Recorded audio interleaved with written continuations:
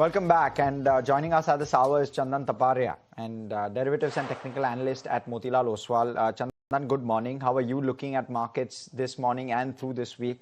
Last week was a slightly muted week. We saw banks outperform. What are the themes you're looking at this week, and what is your take on the Nifty? Good morning. Thanks for having me. When you are talking about the market theme, we need to focus on financial and selective metal counter. However, when we talk about the Nifty index, it has been making lower top, lower bottom on the daily scale. We have seen a corrective move from 26,100 to 25,350 kind of level. However, on the Friday, it witnessed a bullish candle near its 50-day exponential moving average, but still it has been making lower top, lower bottom formation. So Nifty needs to negate the lower top, lower bottom by holding well above 25,550, 25,600. Then only we may see a short-term reversal for a bounce towards 25,800, 26,000. But on the downside, key supports are visible at 25,300. When we talk about Bank Nifty, it witnessed a massive recovery. In fact, a bullish engulfing kind of pattern is visible on the daily chart. And comparatively, Bank Nifty is holding well and strong in the entire market setup. So I believe the banking stocks will do well. If you look at the seasonality concept, I believe three sectors we need to keep in mind. One is the PSU banks. We have noticed that most of the time in the month of November, this sector performs well. And this is the track record of last 10 years. So most of the PSU banks would be on radar. Apart from that, financial counter could be in focus, and metal could be on radar in the month of middle of the November and at the entire month of December. So I believe this sector will do, and looking for index to negate the lower top, lower bottom on the daily chart. Okay, so looking good over there, but Nalco and Nalco in terms of their stock move, do you see this sustaining for the near term as well? Yeah, so when we talk about metal, let me again talk about the seasonality that we have noticed that gold and silver have seen a corrective phase, and now it seems that again after the small bottom process, momentum could be there. And if I look at the seasonality theory, most of the metal counter do well in the month of December, and they really start from the middle of the November. So I believe that will also play well. And when we talk about Hindalco, already it has seen a corrective move of around 7 to 8% from recent highs, and now it is holding well above its 50-day exponential moving average. And this 50-day MA is working well from last almost 100 days. So I believe positive stance could be there. Buy on decline is the best policy here, and recent decline is providing the fresh or better risk-reward ratio. So with support of 773, looking for an upside move towards 825 in Hindalco. While looking at the Nalco, here also major trend is positive, but it has been consolidating in a range with higher base. In fact, on the Friday, it formed a bullish belt hold kind of pattern and holding well above its rising trend line on the lower time frame. So with immediate support of 226, Nalco has potential to rally towards 248 to 250 levels. You know, the other one which will also be in focus will be a Swiggy. 10,000 crore fresh raise likely on the cards.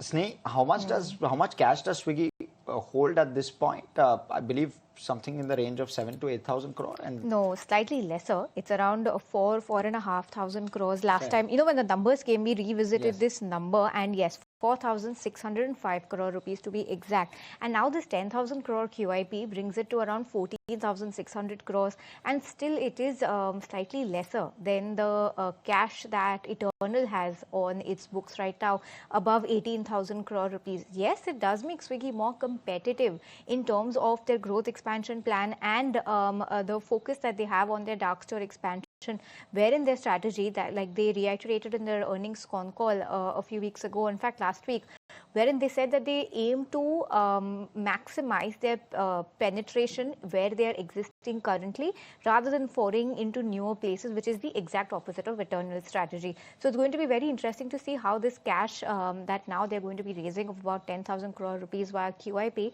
how this is going to be used going ahead. Another reason why Swiggy is going to be in focus is, remember last week it was Bernstein that initiated an overweight rating on the stock, and now it's Nuvama that has initiated an overweight rating or a buy rating on the stock, pardon me, with a target price of 510 rupees. When Bernstein came out with its initiation with an overweight rating, the target price was 490, and this is 20 rupees higher than that at 500. 110 rupees per share. So some of the reasons why Swiggy could be in focus today on the positive side. Chandan, let's talk about your take on Swiggy. 510, this target given by Nuama, and 490 by Bernstein. By when do you think the charts could scale up to that level, if at all you are looking at these price targets for Swiggy? So we have a positive stance in new age business, mainly on Paytm, Eternal. However, we'll focus more on the Eternal for positive stance. But yeah, Swiggy can also bottomed out in line with the entire sector theme. However, in last 7 to 8 weeks, it has seen a corrective move from recent high of 475 to below 400 marks. But now risk reward ratio should be favorable. As of now, 382 is major support. So if it corrects by further 2-3%, one can accumulate with support of 375, 380, and then it can head towards 450 and 475. Someone is looking for next 3 to 6 months. The other one in focus will be your transformers and rectifiers. Now, in terms of the numbers, not particularly enthusing.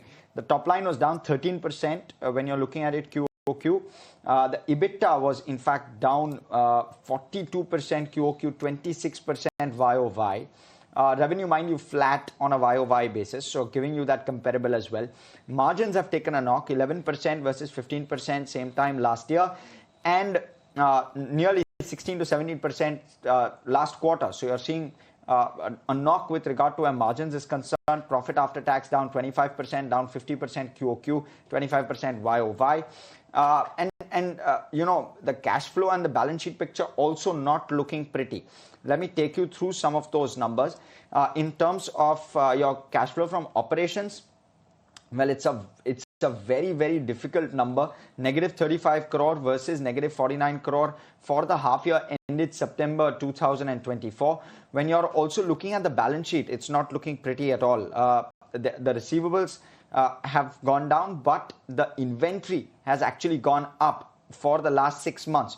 So in March 2025, the inventory sat at nearly 400 crore, currently sits at 580 crore. So you've got 200 crore, a 200 crore addition on, a balance sheet size, which isn't really large, right? And that will definitely impact. It's basically 10% of the balance sheet, which is now sitting, or rather the increase in inventory is virtually 10% of the balance sheet, which is pretty much all of the increase that we've seen on the balance sheet. When you're looking at even the borrowing number, it's gone up from 180 crore to 290 crore in a matter of 6 months. This short-term borrowings on the books of transformers and rectifiers.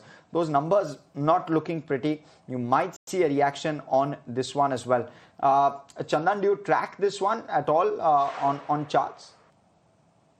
So, like, we don't track this on close basis, but yes, if you look at the entire price setup, I think some support-based buying could be there already. It has seen a corrective move in last couple of weeks, and now support could be there.